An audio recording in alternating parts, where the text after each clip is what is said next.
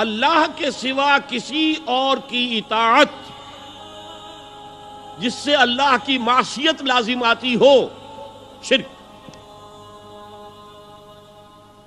لا طاعت لمخلوق فی معصیت الخالق، مخلوق میں سے کسی کی اطاعت نہیں ہوگی یہ اس معاملے میں جس میں خالق کی معصیت لازم آ رہی ہے۔ ہاں، خالق کے احکام کے اندر والدین کا حکم بھی مانو، اطاعت کرو،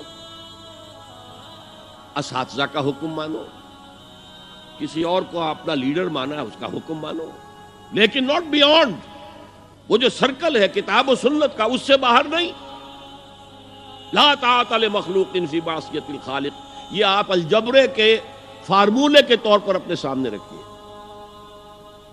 اب اسے اپلائی کیجئے، جیسے فارمولوں کے ذریعے سے پھر بڑے بڑے وہ سم جو ہے وہ حل کیے جاتے تھے سوالات۔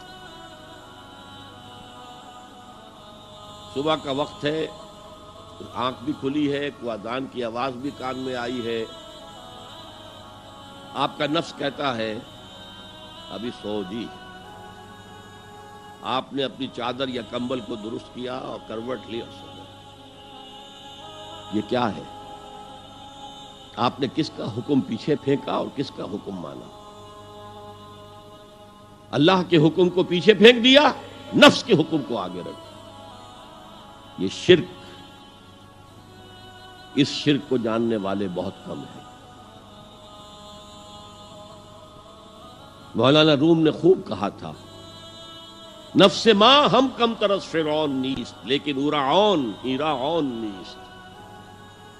میرا نفس بھی فرعون سے کم نہیں ہے۔ فرعون نے کہا تھا نا، الیس لی ملک مصر وہذہ الانہار تجری من تحتی، کیا اس ملک مصر کی حکومت میری نہیں ہے؟ اور سارا جو یہ آب پاشی کا نظام ہے، انہار کا نظام ہے، وہ میرے کنٹرول میں نہیں ہے؟ جس کا چاہوں موگا کھلا رکھوں، جس کا چاہوں بند کر دوں۔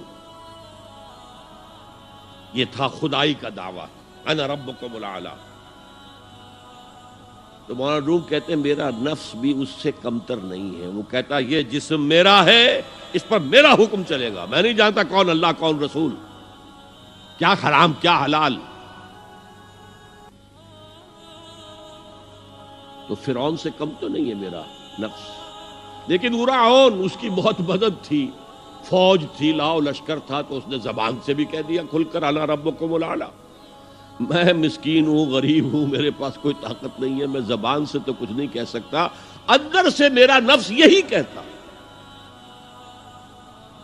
یہ نفس کی حکومت قرآن کہتا ہے، میں حیران ہوتا ہوں، دو جگہ یہ مضمون آیا ہے، ارأیت من اتخذ الہہ ہواہ افانت تکون علیہ وکیلا۔ اے نبی تم نے دیکھا اس شخص کو، اس کے حال پر غور کیا جس نے اپنی خواہش نفس کو اپنا الہ بنا لیا ہے۔ اللہ اکبر، الہ، لا الہ الا اللہ، کلمہ توحید کا مرکزی لفظ یہاں آ رہا ہے، من اتخذ الہہ ہواہ، جس نے اپنی خواہش نفس کو اپنا معبود بنا لیا، الہ بنا لیا۔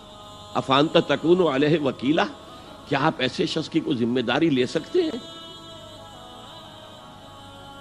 سود حرام ہوا کرے جی، حرام ورام، ہمارا دھندا جو ہے وہ آگے بڑھ نہیں سکتا۔ تو اللہ کے حکم کو پیچھے ڈالا، نفس کے تقاضے کو آگے رکھا۔ کون معبود ہے آپ کا؟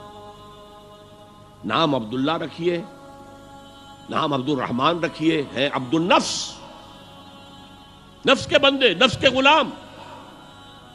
یہ میں نے یوں سمجھیے کہ جیسے میں نے ہجرت اور جہاد کی ڈیفینیشنز کی تھی۔